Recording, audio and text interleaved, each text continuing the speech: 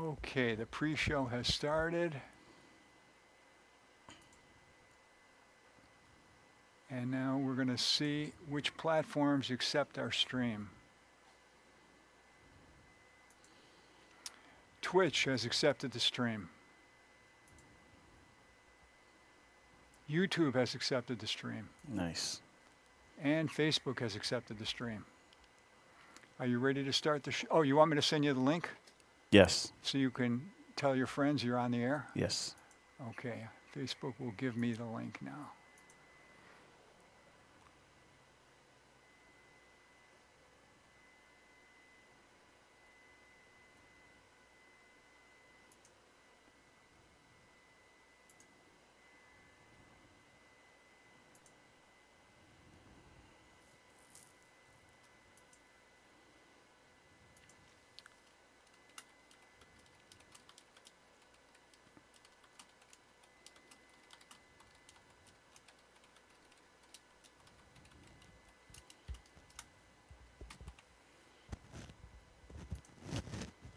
Okay, I just texted you the link.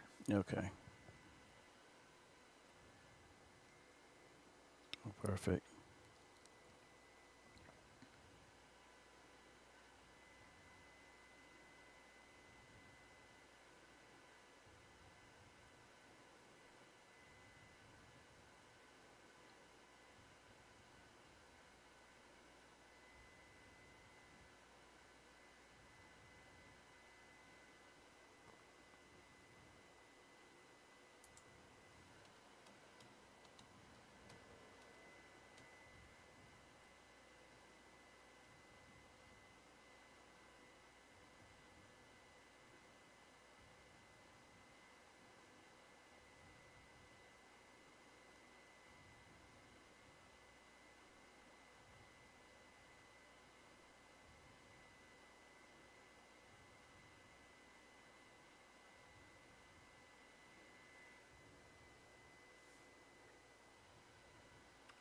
Let me know when you're all shared up.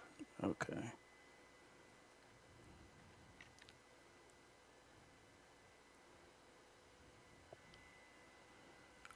So I just push Click. live. I actually don't know how to do all of that Oh, okay. sharing stuff, so but No problem. we'll make it happen. But it's good to have a link though anyway.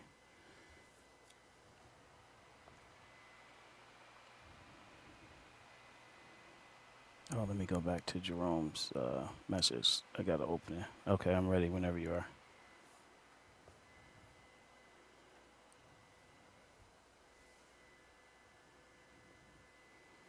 Okay. Look up on the screen. You see where the timer is? Yes.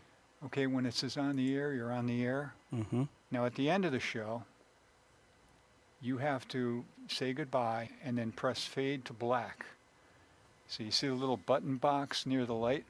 Right here. Yeah. You Yeah. see that fade to black in the corner? Yes. That's the thing that takes you off the air. Okay. Because I'm going to be in the other room, so you are one man alone in a room with a camera. Okay. Okay. Are you ready to start? Are you ready?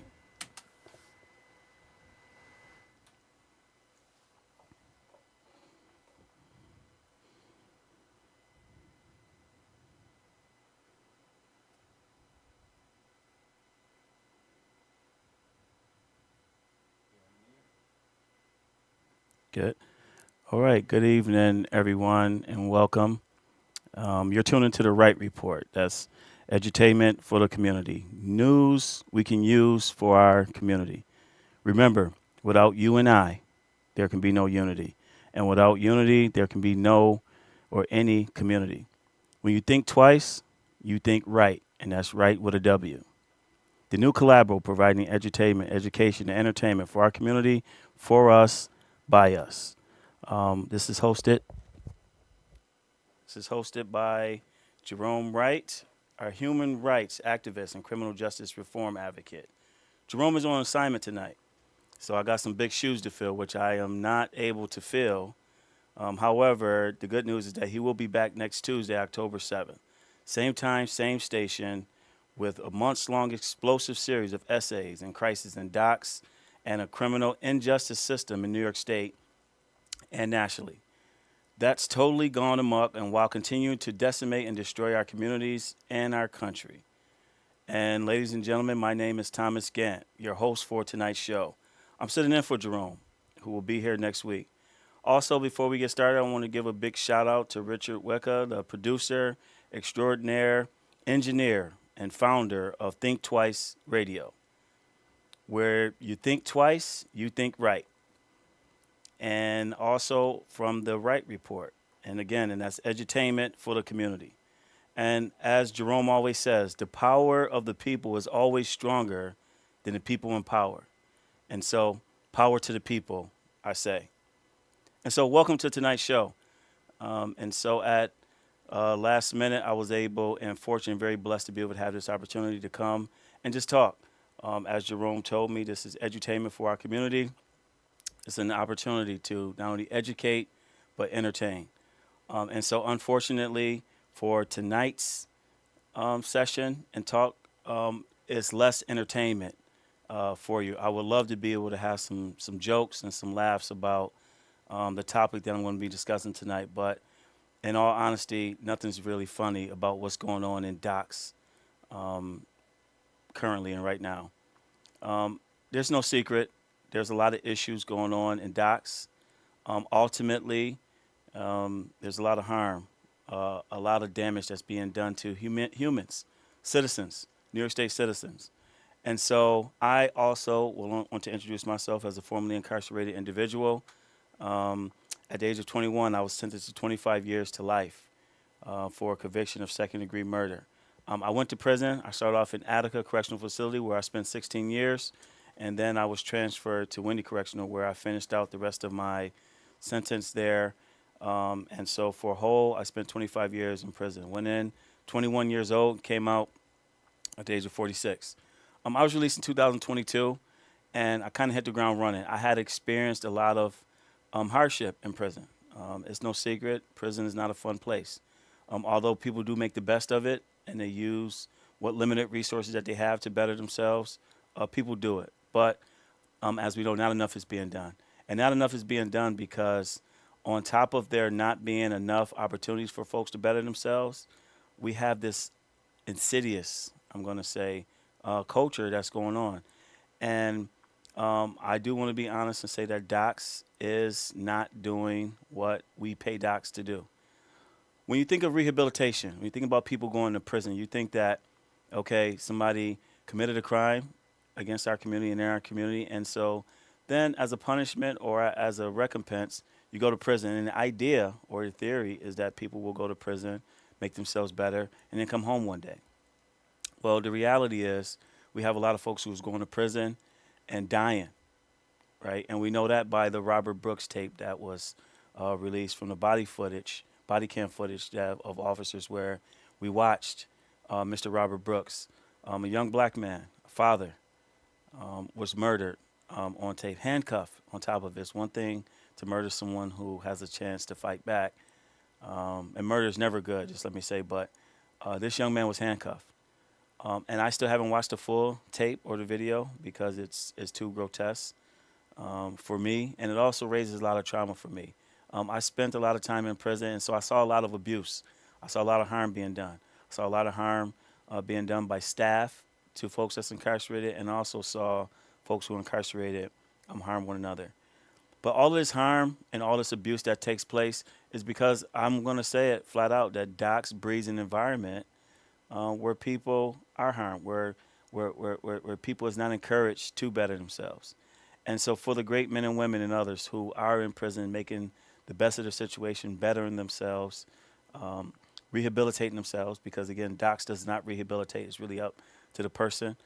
And so to those men and women who are doing the right thing to make themselves better and to kind of make amends for the harms that they may have created or caused, I salute them. But those people are extraordinary. And most folks who find themselves in prison oftentimes are not given the tools to better themselves. And everybody's on different spectrums, right? So in their journey, sometimes when you find folks who come to prison, there's folks who've been educated. I met folks who have had doctorates with master's degrees, or at least experienced college. I myself attended college before I went to prison. And then I found some folks who may have dropped out in the 8th grade, who never even experienced high school, or dropped out before high school, or never had college experience. So you got a variance of folks that are incarcerated. So everybody's on their own spectrum, in their own journey, I like to say. And so, unfortunately, not everybody is able to pick themselves up by their bootstraps and do their work. Because it's one thing, I'm very big on accountability. I think that a person who made a bad decision should be held accountable and should be making amends, but by pulling their bootstraps up, right? But what happens if a person doesn't have bootstraps? What if a person doesn't have boots to even put on? How can you expect that person to better themselves? And so again, we spend $3 billion, over $3 billion a year on Department of Corrections. And now we find, and I can speak from a personal experience, that that money is not being used as wisely as it should. And then more importantly, people are going to prison who was not sentenced to murder, but being murdered or being abused. And then further in the cycle of violence that's happened. So, and I will be sharing some instances of things that I have seen personally happen in prison. But what I also want to do is, I don't want to just talk about the problem or the harms or the abuse that's being done. I would like to also offer up solutions, because it's one thing to be sitting on the sideline and complaining. It's another thing for saying, I want to get in the game and actually do something about it, because that's my mind state. I've never been a person who wants to sit on the sideline and is happy about the game that's going on. I want to be on the field playing and making things happen. So not only am I going to talk about some problems, but I'm going to share some solutions.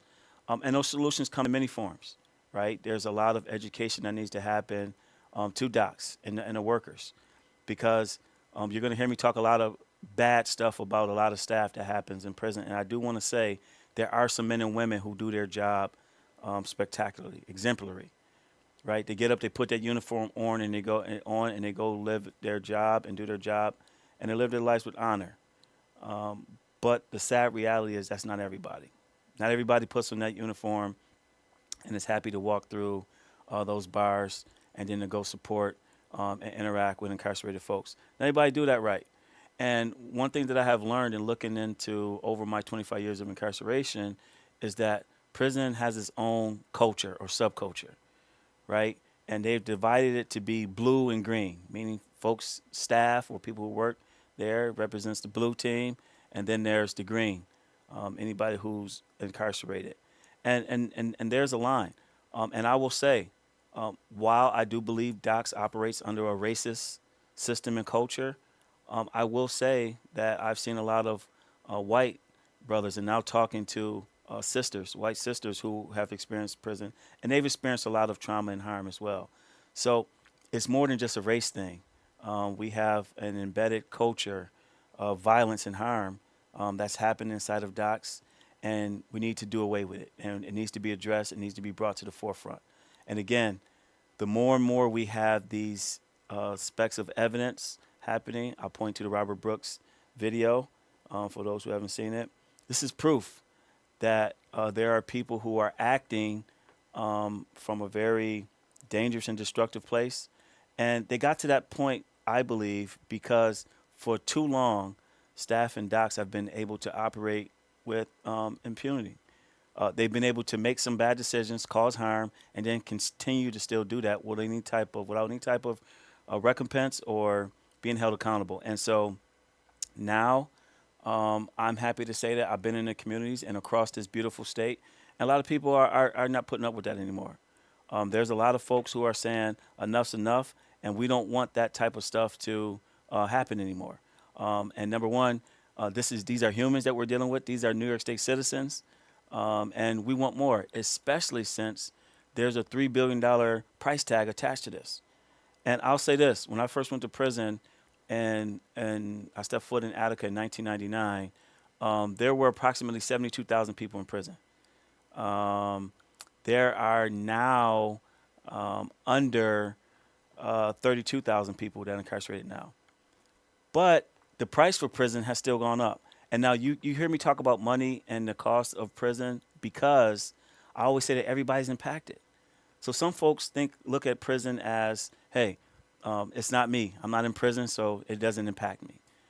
Hey, I don't have a family member in prison, so it doesn't impact us. Or hey, I don't even know nobody that's in prison, so it doesn't impact me. But at the end of the day, those $3 billion come out of your pocket as well. So I say everybody's impacted in some shape or form. You are impacted. There's tax dollars that could be used more widely, especially in the climate that we're living in this country. I mean, even your state.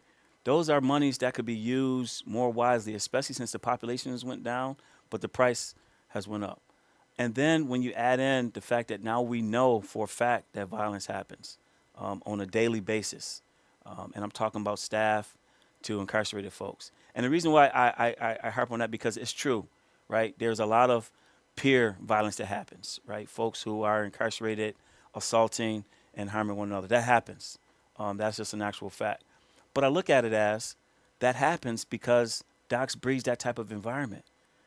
When you set people who are living beneath their citizenship into an environment that is non-helpful, that is hopeless, that is continuing to be oppressive, and that solves problems only one way, which is violently, then what do you think people in prison is going to do to one another? When you tell someone that they got to go sit in prison for 25 years, right, at the age of 21, and figure it out the best way you know how. Most folks, right, idle time is a devil's playground, I heard somebody say, but most folks is not going to use that time wisely because they may not have the skills, the ideas, the imagination, or the creativeness, or even the resources to even do better. So even most folks who are incarcerated who want to do better, it's limited because there's not that many opportunities to do better, right? And so, and I talked about solutions, and that's one of the things that I want to share now.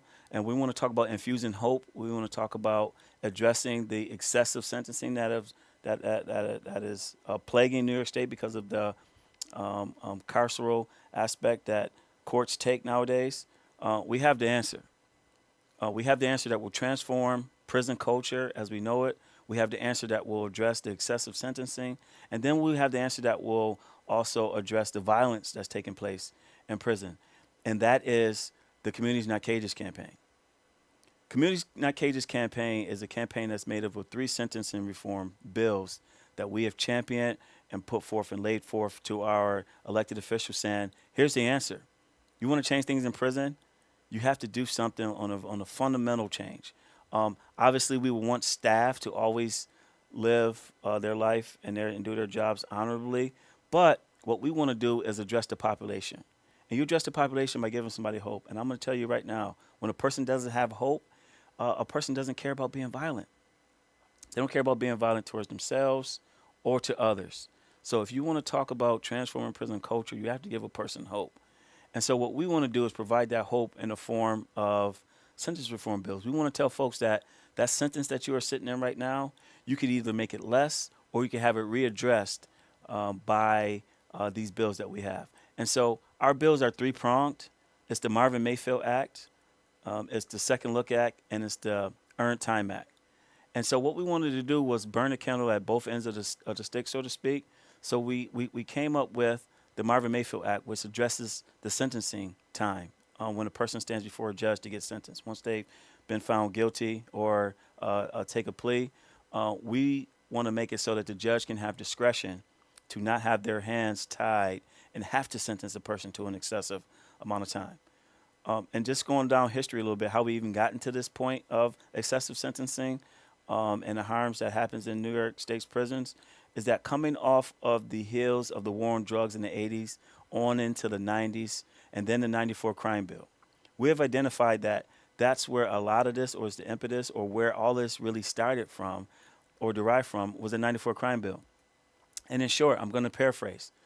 The 94 crime bill, which was authored, right, by some of our legislative heroes. I'm talking about the Joe Bidens, the Hillary Clintons, the Bill Clintons, all these great folks who was at the time tried to legislate themselves out of the so-called crime problem that they had.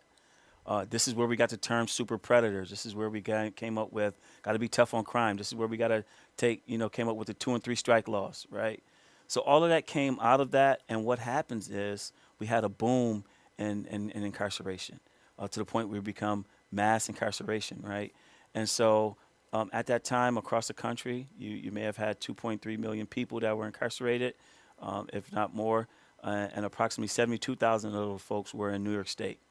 And so what happened was in the 94 crime bill, states were incentivized to not only lock folks up, but to keep people in prisons. People were encouraged to build prisons, right, and to do these other different things. And I also want to believe that our elected officials during that time had the greatest intention. I think that their hearts are good and that they actually wanted to do something to address the crime because crime was real. But they were missing the buck.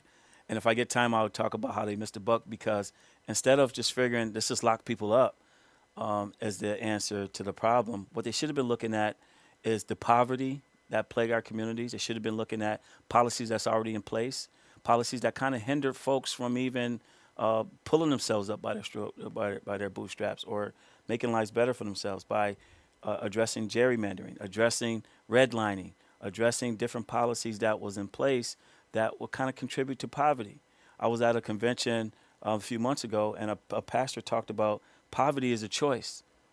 And I don't want to get off topic here, but I just want to say, I always share this when I'm in spaces now that when this pastor said poverty is a choice, it kind of, blew my mind. Like, how in the heck is poverty a choice? No one wants to live in poverty, right? And so what the pastor said was that poverty is a choice because we saw childhood poverty be decreased when policies were changed coming out of COVID, right? And so I see your question, Mick Rambo. My name is Thomas Gant. I'm filling in for the great Jerome Wright tonight. Jerome is on assignment, and so I asked him that I could fill in for him and continue this great show. But I'm Thomas Gant, originally from Buffalo. I stay a little outside of Rochester right now, and as community organizer for the Center for Community Alternatives, I cover all the major states, all the major cities of states, so Buffalo, Syracuse, and Rochester. And I work with the Center for Community Alternatives. So thanks for that question, Mick. But getting back to poverty, when this pastor talked about it being a choice, I wanted to see where she was going with it. And so she said that when they changed policy, when they started giving these child tax credits, we saw the United States childhood poverty levels decrease. And so that was proof that there's policies in place that cause poverty. So if we want to end poverty or eradicate it, we need to change policies. So the fact that people are still living in poverty in the United States and America, even in New York State right now, is because there's decisions, there's policies that's happening right now and being made that's keeping people in poverty. But I want to take it a little bit step further because poverty isn't just about having money or having wealth. Poverty is about opportunities and the access to it, right? And so in some of our communities that's plagued by poverty, the opportunities are limited. And when you have limited opportunities, people do what they need to do to survive. And some folks have chosen different pathways. I, for one, right, growing up in the inner city of Buffalo and Central Park neighborhood, when I stepped outside of my household, outside of my door, I was more likely to trip into trouble as opposed to opportunity in the 1980s and then into the 1990s, right? No excuse. I have family members and friends and loved ones that grew up in those same environments. They didn't end up in prison, right? They didn't shoot anyone. They didn't sell drugs like I did. They didn't have to. I even had other opportunities, right? I had coaches in my life. I had good neighbors. I had good family.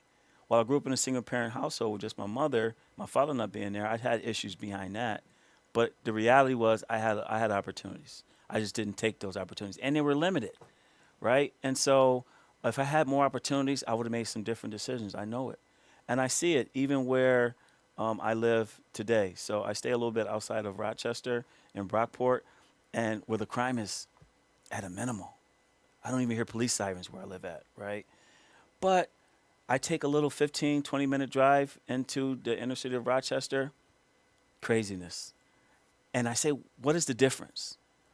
Well, where I stay at, there's a lot of opportunities, a lot of folks.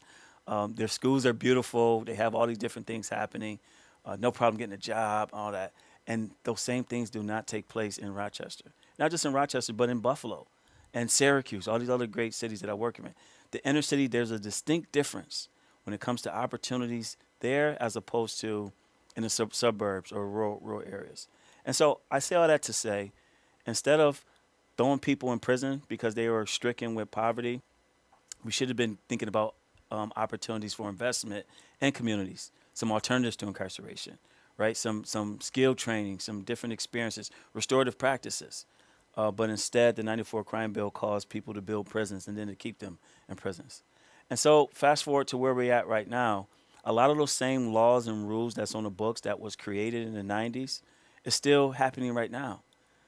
The funny thing is we do not feel the same way about certain crimes or about certain sentencing structures that we did in the 90s when we were uneducated or ill-informed, and to what we have now. So what we wanted to do to address that is to say, look, since you elected officials have not came up with a solution to continue to put people in prison and harm them and kill them and keep them in prison for long amounts of time, we have this plan for you. Communities, not cages. Let's invest more in communities and less in racist, archaic institutions or cages that we know now is harming folks with the proof. And so we wanted to address the sentencing form from the time a person steps in front of a judge. Right now, judges' hands are tied. Even if a judge wanted to sentence somebody to a lower sentence time, right? Or even if they wanted to sentence them to therapy or some sort of hope, they can't. Because the law says that if you get found guilty or if you take this plea, you have to get sentenced this amount of time. So judges' hands are tied. We want to undo that. And so the Marvin Mayfield Act will give judges the opportunity to have discretion and for the judge to actually sentence somebody to something that's more appropriate. We know now that people who stand in front of judges after they may have been convicted or taken a plea, we know that there's other mitigating circumstances that cause that person to be standing in front of that judge in the first place. Maybe that person is a survivor of domestic violence. Maybe that person brain isn't fully developed because they are under the age of 25. Maybe that person struggles with substance abuse. Maybe that person has mental health issues. So all these different mitigating circumstances that cause them to find themselves in front of a judge means nothing because the judge says that may be true, but the law says I got to sentence you here. So we want the judges to be able to say, you know what, at the end of the day, because this person is a survivor of domestic violence and had to experience this, because this person may have had sexual abuse issues or mental health issues, substance abuse issues. Maybe their brain isn't fully developed. I want to sentence them to something more appropriate that we think nowadays would be more helpful. So that's what the Marvin Mayfield Act, or will just simply give judges discretion during their sentencing. And then the next two bills, the Second Look Act and Earned Time Act, are more for folks who sitting in prison right now suffering under those 2 and 3 strike laws, under those mandatory minimums that we talked about. And so the Second Look Act will say a person who have at least completed 10 years of their sentence could then will be able to petition the judge to say, hey, I would like to get looked at because, I was suffering from this, or I'm a survivor of this, or this happened. And then more importantly, this is who I am today, right? And so that will give the judges, a new judge, an opportunity to sentence this person more appropriately to what they find out. We have members in our organization and in this campaign who are sitting in prison with 75 years, maybe because of felony murder or certain things that they did. I know people in specific who I've done time with who are sitting in prison with 50, 75 years. And they were just maybe just a driver or just because they didn't testify against somebody else, right? This would be an opportunity for them to get looked at and to get their sentence readdressed because a person should not be spending 30, 40, 50 years in prison. Because what does that say about Department of Corrections? You can't get a person better or redeem a person to put them back into society to be productive. You rather just continue to spend money to punish people or to even kill people. It just doesn't make sense. And so the Second Look Act is an opportunity for a person to petition a judge to get re-looked at or to get resentenced. It doesn't mean a judge has to resentence them. A judge may look at them and say, you know what, I think that sentence is appropriate. We don't need to touch this.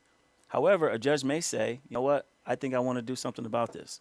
We have somebody that is a member who was sentenced to 120 years in prison. And this individual was sentenced to 120 years at the age of 17 because he committed 2 robberies. And what the judge wanted to do was, in 2004, wanted to set an example to say, you know what, I want to make sure this doesn't happen again. So I'm giving you the max on every count that you have. And so they ran those sentences consecutively instead of concurrently. So because that judge, had a plight or had an issue with that 17-year-old individual, sentenced that person to technically a death sentence. And so the Second Look Act will be an opportunity for this person to say, Judge, we understand that judge felt a certain way in 2004. You may not feel the same way. We don't think society feels the same way, that anybody, no 17-year-old should be given 120 years in prison, who's also a survivor of domestic violence, right? Who was plagued in the inner city, who was plagued by poverty. So second look at will address that. Then we have the Earned Time Act. The Earned Time Act is special and near and dear to my heart because I know that it will work. The Earned Time Act will expand the good and merit time that's on the books right now. Right now, a person has to do at least 80% of their time in prison, and not everybody has the ability to receive merit time, eligibility, and things of that nature. So everybody gets good time, right? And that just means a little bit of time off your sentence. But for folks who have these indeterminate sentences, it doesn't help them. So the Earned Time Act will say you can have an opportunity to earn time off of your sentence by participating in programs productively, by having good behavior, right? And we want to increase that. Do you not know that New York State is behind states like Alabama and Oklahoma when it comes to earned time and the sentencing structure that they have down south? Yeah, those red states, Alabama, you heard me correctly. Alabama and Oklahoma actually has a better good and merit time system than New York State does. And so we want to put New York State back in line with their contemporaries, right? With these other red states, right? This so-called blue state. We want to be able to increase the amount of time that a person can earn off of their sentence because this what gives people hope.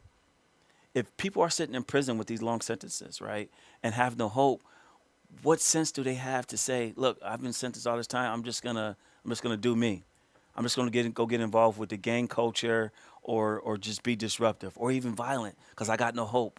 I got nothing to be incentivized about, right? So the Earned Time Act will give a person an opportunity to say, hey, you participate in these programs, you can earn time off your sentence. You can go home a lot sooner and faster.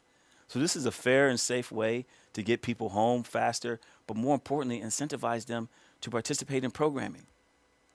Get involved with skill training, different experiences. And I'll tell you, as a person who's been in prison, it was in those programs. College, I participated in hospice. I'm a sign language interpreter. I learned how to do that. I did fundraisers. I did all these different things around the facility, right?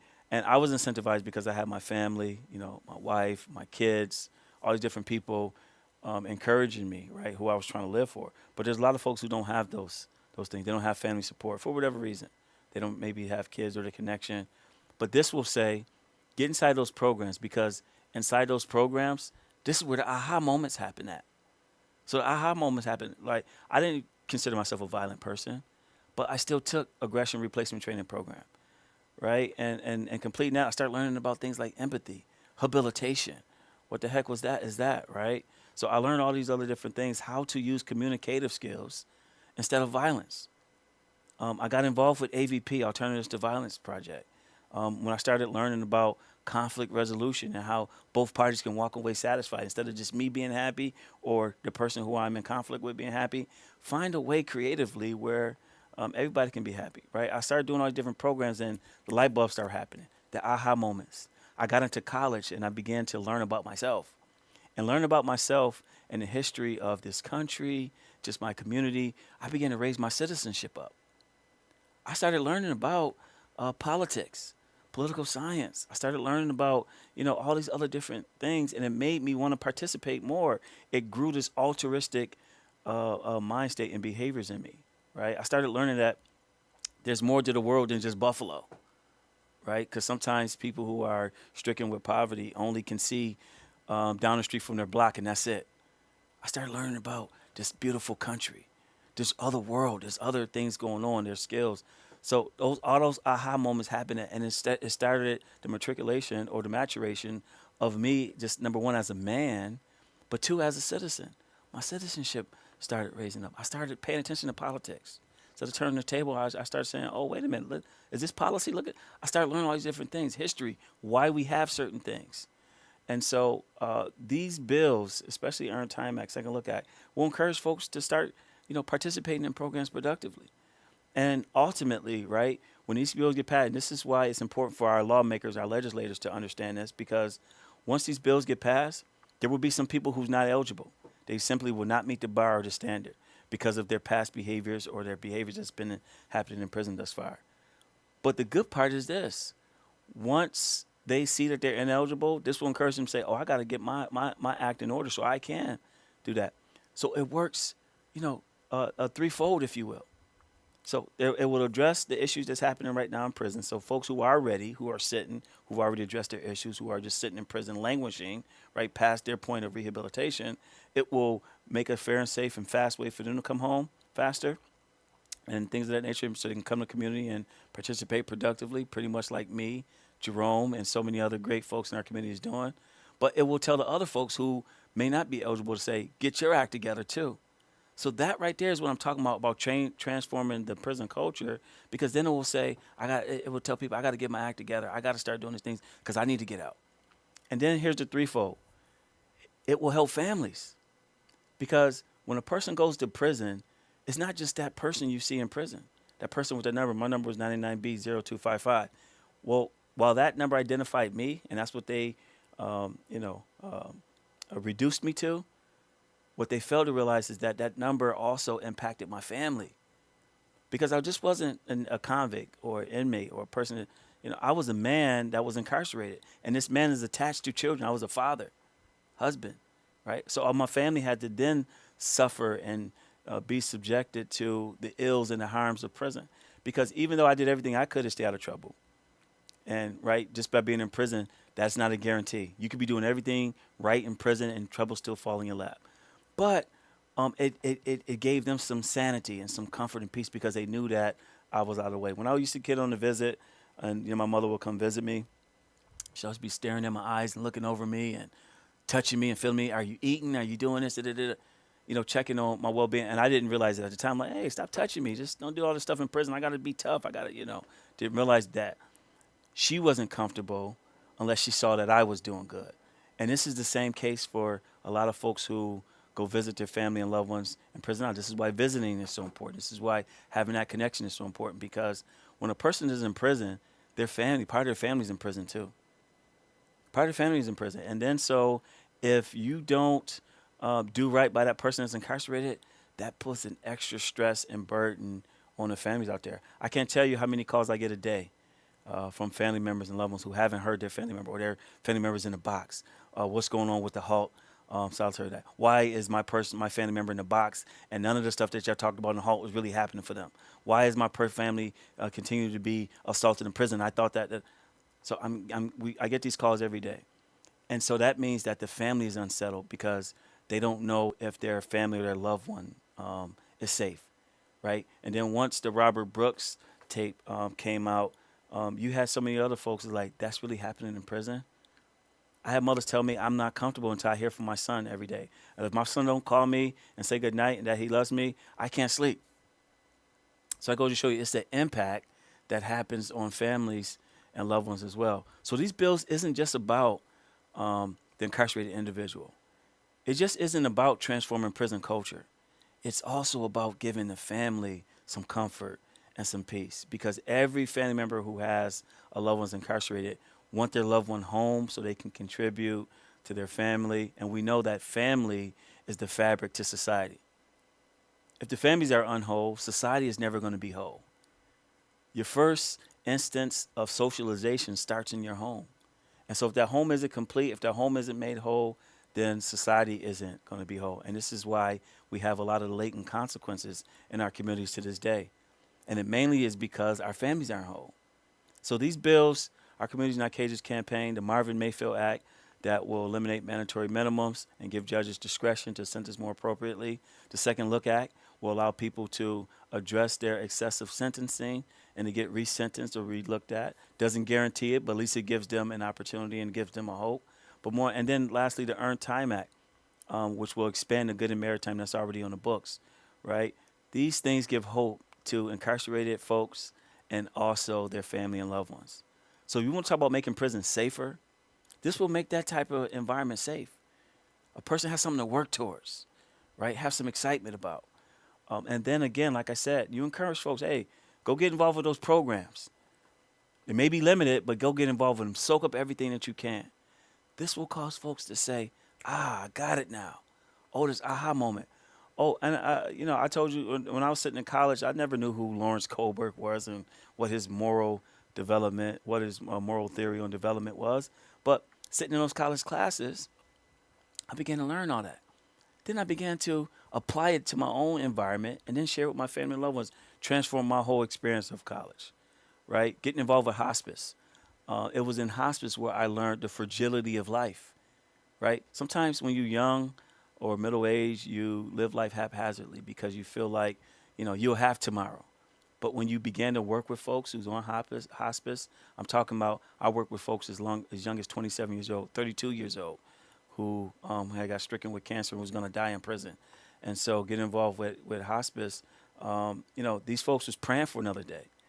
But I got a chance, that aha moment happened to me when I started thinking about the fragility of life and how fast it can go and why today means so much. Let's not think about tomorrow. You got to live today to the fullest. Love who you can love, respect who you can respect, because you never know what tomorrow may bring, right? So being involved with that program made that light go off for me. So when you encourage folks in prison to get involved with these programs, all those aha moments happen here. Now mind you, I'm doing a lot of great things out here in society, and I'm saying that very humbly. And I'm only saying it with humility because other folks have told me this. My head is down, and I'm just doing the work. Sometimes I have to stop and look back, as a young lady told me earlier to do, that I've accomplished a lot. I've done so much in 3 years of being home. But I'm going to tell you this right now. There's so many folks behind me who's still in prison right now who can do even greater things than what I'm doing right now. And if you think I'm doing something, honestly, there's so many more folks who could do it way better than me, who can talk better than me, who can, bring people together better than me, who has a larger influence and impact on folks.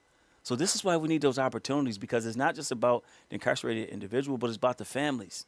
And I'll tell you this, men and women who work in prisons also deserve a safer environment, right? And we know that there's been a lot of subterfuge. I learned that great word when I found out that New York State correction officers was going to go on strike, which was the most stupidest, idiotic thing that a person who wear that uniform can do. And I said it because not just because their work environments wasn't good, nice, because I don't think nobody should stay inside of a work environment that's not nice. I work for some great organizations right now, and if they didn't provide me a great work environment to live in, I wouldn't be there either, right? But when you have the care for other human beings, you don't do things like that. This is why there's laws preventing that, right? Because we understand that lives will be lost when people walk off the job, which is what corrections officers in New York State did this past year. And ultimately, people did lose their lives because of it. Services were interrupted. People wasn't given medication. People wasn't having their mental health issues addressed. People didn't get medications, the supports that they need. People couldn't have contact with their family and loved ones.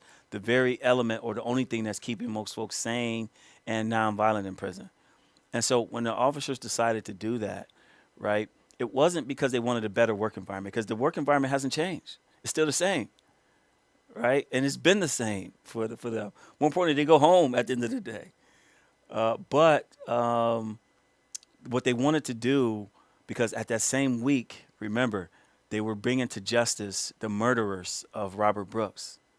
And so the subterfuge was, let's walk off because our work environment isn't good. HALT is messing up everything, right? Which is the humane alternative to long-term confinement, by the way.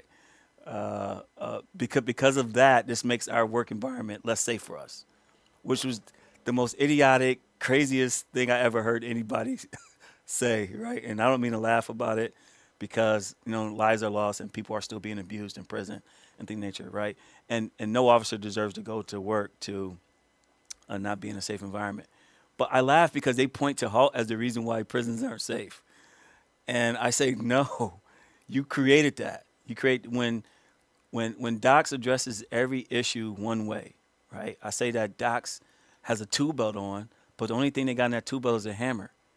So they only see problems as nails, and they only know how to address it with a hammer. That's the problem, what we have going on in DOCS, right? But I digress.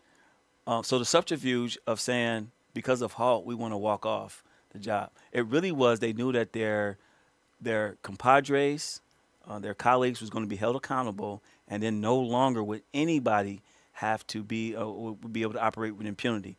Because the governor and her Band-Aid approach or fix was going to make sure that everybody had to wear body cameras. And so they didn't want to have to now do their jobs because the body cams not only is going to make sure that you see how they interact with folks, but they can't no longer just sit up and put their feet up on the desk. They have to do it, make that round, right? When they're addressing other folks or other visitors or civilians, they have to now talk with respect. So they're going to be held accountable for doing a job that they get paid great money to do. That's what the strike was. It wasn't about HALT because I'll tell you this, you can't even talk bad about HALT because it has not been implemented properly. How can you say something doesn't work? And I talk with the commissioner, I talk with other folks and staff. Yeah, well, this HALT thing. No, man, you never did HALT right. Remember, HALT is saying we need to come up with an alternative that's humane to address solitary confinement. We don't want to keep people locked away in a box for long. That does something to their psyche. That kills their human spirit. And it impacts the staff who has worked in there. That's why this came to be, right? And so, and this actually got rolled out in 2022 as I was coming home. And I also was on, we called it at the time ILC, which was the Inmate Liaison Committee. They've since changed it to the Incarcerated Individual Liaison Committee. But we used to get complaints from folks all the time, and I would talk to the staff and the administration and say, hey, those dudes in the box, they're supposed to come out and have some interaction with staff, right, to address a more intense approach to get them prepared to go back into general population. But what was happening was people were just being locked away in a cage, not came out. In some cases, guys were telling me they were given coloring books to just color, right? So you're going to come out to state and you're going to be shackled, coming out of their cage into a handcuff shackle. You're going to sit at this desk shackled, and you can color if you want.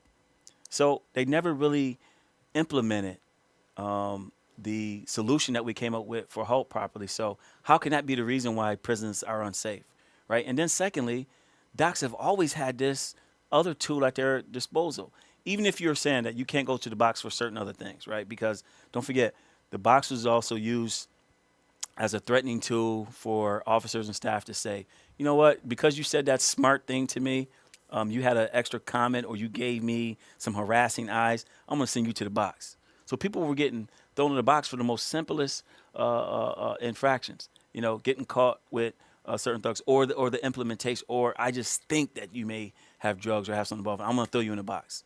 So that's what HALT was trying to disrupt, because if somebody does something very dastardly, yeah, they should be held accountable. There should be recompense for that. But I also look at it as, why did that person commit that act?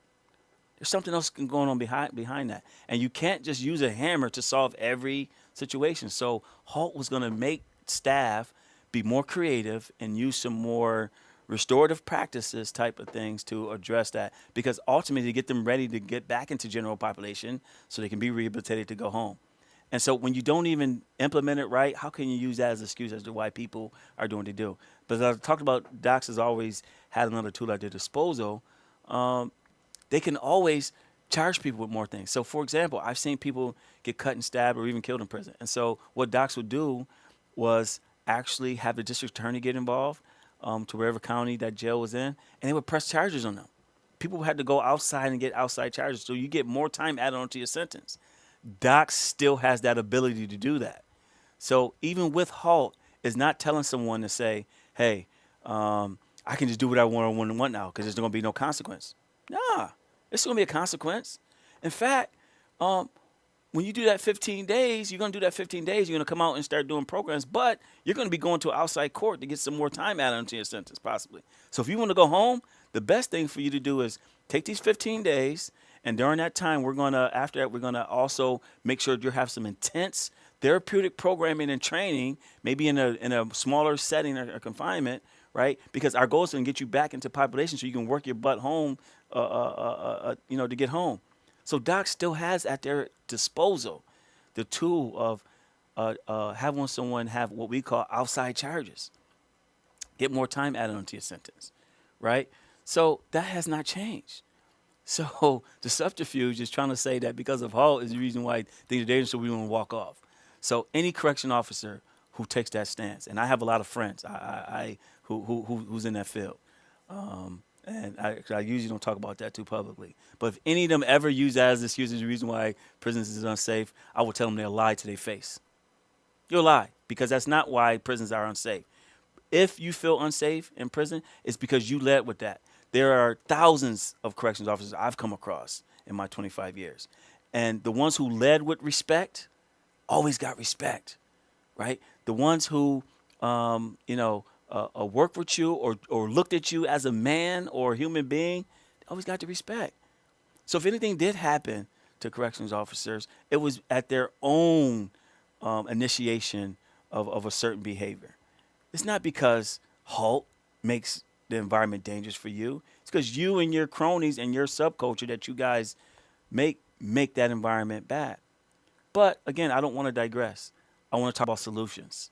And so that's why I say ultimately what we need to do is provide more opportunities, address the subcultures, right? Let COs know that you're going to be held accountable if you lead with disrespect, if you harm folks, right? Create programs, give opportunities, give incentive. That will change prison as we know it. So I just want to tie in and also want to give a shout out to some town halls that we're going to be having shortly across New York State. So first we're going to be doing one in Buffalo. It's going to be at Mount Olive Baptist Church on October 8th. We want everybody to come out. It's going to be from 5 to 7. That's at Mount Olive Baptist Church on October 8th. And we're going to be talking about our Communities Not Cages campaign. We're going to be holding a panel, and we're going to be talking to some formerly incarcerated folks and some folks who got family members in prison. And they're going to talk about why these bills matter to them and why it will help. This is our chance to engage the community, to give some education, to re-engage those who have supported this last legislative session. And then we're looking to get some new folks into these spaces because we're not afraid to talk to people who are in opposition with us. Most folks are only in opposition with these bills because they don't know what they really entail, right? They have not read the fine print or they don't understand it. And so this is our opportunity to make things clear for folks here in Buffalo because we want the community, right?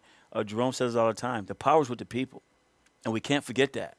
So it's going to be the people who's going to move their elected officials because as constituents, they have to do what we say do.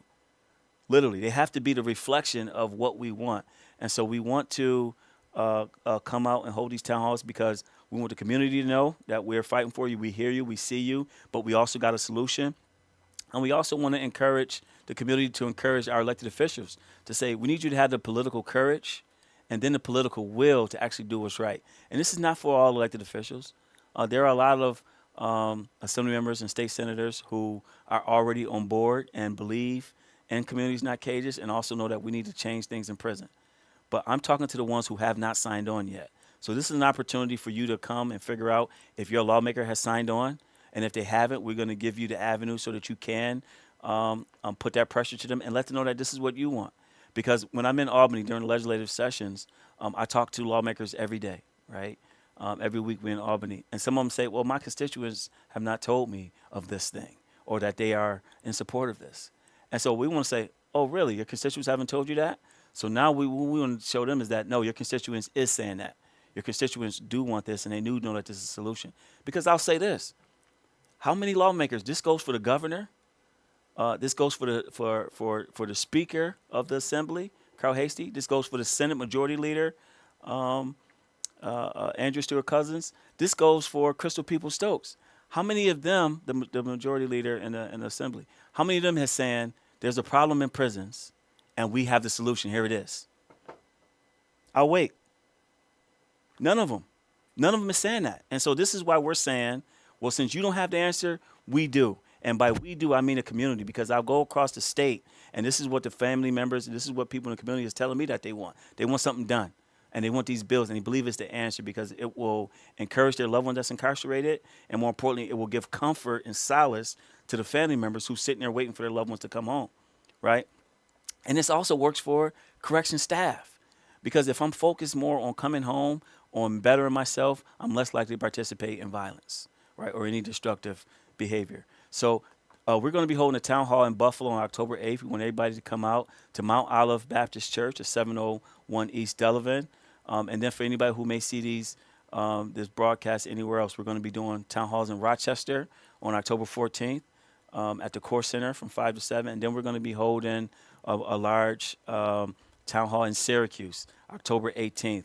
And that's starting at 1 p.m. And that's at the Apostolic Church of Jesus Christ. It's located on 347 Cortland Avenue. It's at the corner of Martin Luther King Boulevard on the south side of Syracuse.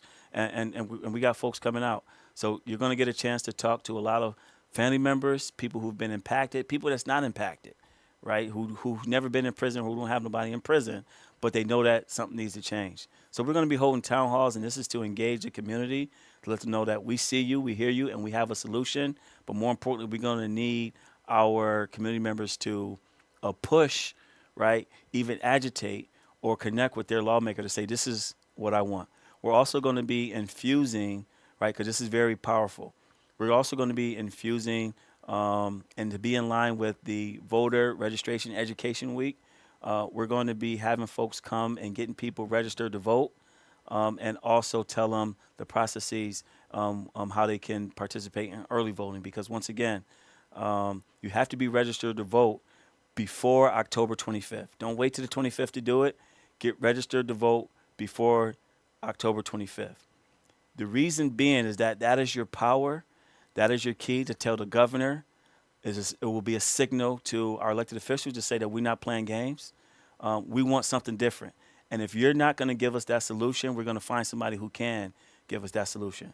So we're going to be infusing the practice of registering to vote. We're going to be talking about how you can do that, how you can participate in early voting. And again, it doesn't just stop with registering to vote. We're going to be talking how you can continue on and make sure you participate, because even in the climate that we have right now, right, you had a lot of people registered to vote, but a lot of people didn't show up at the polls for whatever reason. Maybe they didn't think that it really mattered, right? Maybe they didn't care, or maybe they have not been engaged by their elected official. But we want to let them know that we are in this climate right now because there's a lot of people who maybe didn't vote. I'll start there, because I'm never going to tell nobody who to vote for, right, or whatever the case may be. But maybe they didn't show up at the polls, or maybe they didn't follow through. They got registered but didn't follow through. So we're going to be talking about the need to register to vote and then actually follow through. And make sure that the people that you're voting for is in line with what you want. You have a right to pick up that phone and call that lawmaker and say, hey, do you support the Earned Time Act? And if they don't, you can say, hey, I want you to, because I'm a constituent. You have a right to send an email and say, hey, I want you to vote for this bill. I want this. You have a right, to say, hey, I want you to support the Second Look Act. You got a right to do that. You got a right to actually go to your office, right? Our legislative officials or elected officials are not just sitting on this ivory tower and cannot be touched or contacted. They are real people. They're just like you and I, right? The only difference is they sometimes don't pay attention to our issues in our community because we don't get engaged. And if you don't participate or if you don't get engaged, why should a lawmaker listen to you? I know I wouldn't. I'm going to listen to the people who's going to be voting, who actually put me in this seat. And we have some great ones, here in Buffalo. So I do not want to talk bad about them. But still, remind them. So we're going to ask everybody, reach out to your lawmaker, ask them if they signed on to the Earned Time Act, the Second Look Act, and Marvin Mayfield Act. And if they haven't, we want you to say, hey, I want you to do that because that's what I want. That's what will help me, right? And I was just talking to a person earlier about storytelling, and ultimately, our lawmakers need to hear your stories. They need to hear how you've been impacted. They need to hear the abuse that your family has had to suffer. They need to hear how uncomfortable you are and how nervous you are for your loved one that's incarcerated. They need to know that these things impact you, right? Because when they all sign on to that budget to spend $3.2 billion on Department of Corrections, they need to hear you say, you signed on, you paying this doc's money, we want better. Because I'll tell you this, I'm not going to pay for a service that's not going to work right for my behalf. I always tell everybody this all the time, right? If I know people don't use cleaners no more, but I'm still going to use the example. But if I'm going to a cleaners and 7 out of 10 times my clothes come back damaged or harmed, I'm not going to continue to go to that cleaners no more. And so this is what's happening in the Department of Corrections, right? We have a recidivism rate of nationally 66%. That means that within the first 3 years, people find themselves back incarcerated. And New York State, we hover somewhere around 42%. And I think upstate is like 19%. But the fact is recidivism exists. So that means that docs is not doing what they need to do. And now we know that not only are they not preparing folks properly, but they're killing people. They're harming folks and not in line with what you want. And I don't know about you, but I wouldn't be happy spending $3 billion on something that's not working. We need change, and we need change now, right? And so the governor needs to hear this. And I hope I'm not trying to, but I know my brother, supports my stance because I try to be careful when I'm in spaces. But the reality is time is run short. Family members are in need. There's a crisis. There's a humanitarian crisis that's going on the inside, and something needs to be done, and it needs to be done now. And so this is why we need to mobilize. We need to empower our folks. We need to educate people, and we need to get people in these spaces doing the work, because I'm just right here representing the voices of so many others. Of course, I've been in prison, and I've experienced and seen a lot of the abuse, but now for me, it's really about helping so many folks that are left behind. It's really about helping that kid who I talked to 2 weeks ago in Syracuse, who just wants his dad home with him because he wanted him to go to his football game.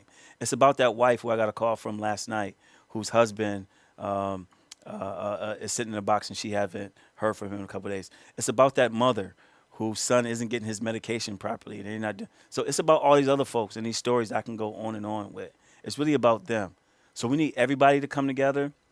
We need everybody to get engaged. We need everybody to step up. And I'll say this, I'm really happy at where we're at right now in this movement and just across New York State. I've never seen so many folks willing to be vulnerable, so many folks willing to step up and say, I am impacted. So many folks willing to step up and say, we need change. I haven't seen this before. So this is why I feel good. Even though this is a so-called election year and things can't be moved, that's garbage. These lawmakers, I don't care what type of election is going on. You need to be a reflection of what your community want, and it's going to start right here in Buffalo. So come on out, October 8th, Mount Olive Baptist Church from 5 to 7. We want to see everybody there. If you want to take the trip to Rochester, October 14th, we'd love to see you. And then follow up October 18th in Syracuse. And then we're going to be holding statewide kickoff November 18th across the state. We're going to have 7, 8 different locations where simultaneously we're going to be holding press conferences. And so as I go to close, this has been an honor. It's been an honor to be able to sit in this chair, to be here on behalf of my brother Jerome while he's out on assignment. I'm thankful for this opportunity, and of course, I could never fill his shoes. I've been inspired by him, and I told him this, that he was my mentor before I even knew him, right? I saw him on TV when I was sitting in that prison cell, seeing him out here fighting for folks. So it's just an honor to him. I want to thank him. I want to thank this great show for even having me. Think Twice Radio, and once again, it's for us and by us, the edutainment for our community, right? And so I didn't talk too much funny stuff today, right? Because this is a serious moment. And so in my last closing seconds, I just want to say I need everybody to get engaged, be involved, speak up and speak out. And if, as you can tell, I talk a lot, so I can do the talking for you, but we just need you to be there, right? Just come on out and support us and all these different things, whether it's making sure that they do not rip out and HALT. We want the full implementation of HALT before we talk about changing anything. And we also want these bills passed, the Earn Time Act, Second Look Act, and Marvin Mayfield Act. I want to thank everybody for listening, and please continue to tune in. Jerome Wright will be back in his beautiful seat October 7th. Make sure you tune in. Stay supporting in whatever way that you can. God bless you. It's been an honor, and I'll see you in the fight one way or the other, and I'll meet you at the top. God bless you.